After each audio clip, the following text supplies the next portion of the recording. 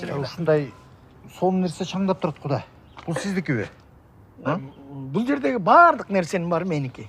Сиздики генерал Табалдиев деп жазылып турат го. Мен генералмын да.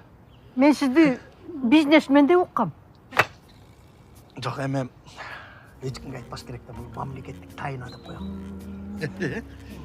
Эми мен силерди өлтүрүшүм керек болот. Тапачалап койду.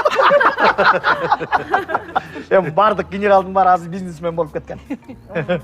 Баягы мен чын жашоомду, өмүрүмдү армия үчүн арнадым. Бирок эми армиянын акчасы аз. Мындай үй сала албайсың. Ооба. Ошон үчүн бизнеске өтүп кеткем да. Да. Мен вообще-то Афганда болом. Азыркы күнгө чейин эсимде го. Бир жолу келатсам жолдон